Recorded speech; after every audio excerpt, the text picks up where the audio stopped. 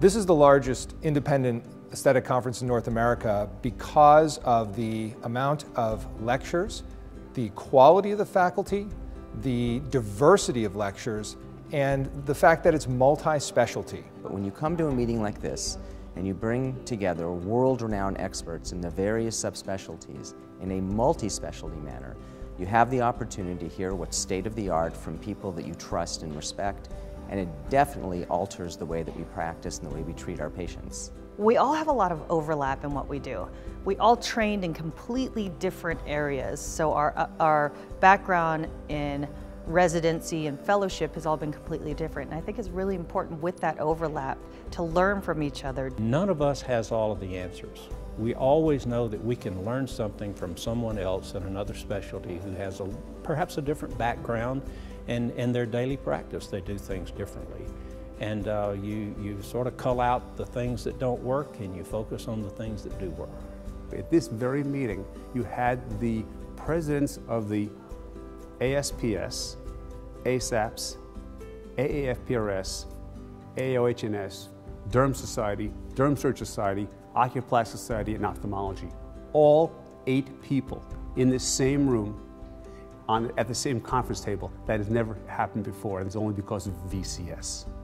It's satisfying teaching one fellow or one student, but there's nothing like participating in the process of elevating the entire specialty. And I think that's what drives those of us who give up a lot of personal time, a lot of other things we could be doing to keep coming back year after year. I've just been proud of the exchange of ideas because, if you're doing volunteer surgery, which I've done many, it stops with the patient.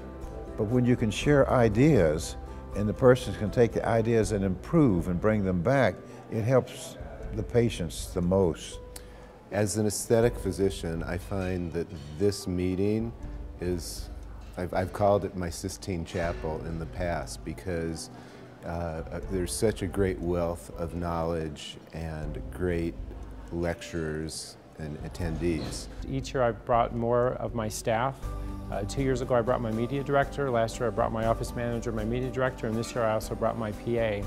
But I think what's been great is we've been able to take what we've learned from this meeting, both from a surgical and procedure standpoint as well as from an office management standpoint, take that back to Tampa, and we've been able to integrate that into our practice. It was a meeting put together at the right time by the right person with a vision, with the right ingredients in terms of what the content is. The portions that are new in terms of techniques and in terms of technological advancements, which are many in this day and age, this is the place to see them first. This is the place to have lectures on them first, and this is the place where the exhibitors display those technologies first. People who have been influential in the genesis of this meeting, not just me. I'm just one person that kind of pulls everybody together. So I'm the choreographer, but I have a lot of dancers and actors, and all those people just really are responsible for that success. Clearly this is the crux of where we're going. The future of aesthetic medicine is no doubt the aesthetic bodies coming together. We all know it, it has to happen. And what Randy's done is, it's not just put together a meeting, but he's actually initiated a new movement, a new way of thinking in cosmetic medicine and plastic surgery and aesthetic medicine. In 5 years, I have seen this conference grow from just several hundred to several thousand.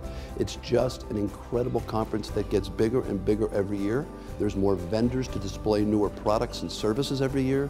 There's more attendees every year, and there's more practice management lectures each and every year as well. It's never going to get too big, it's only going to get better.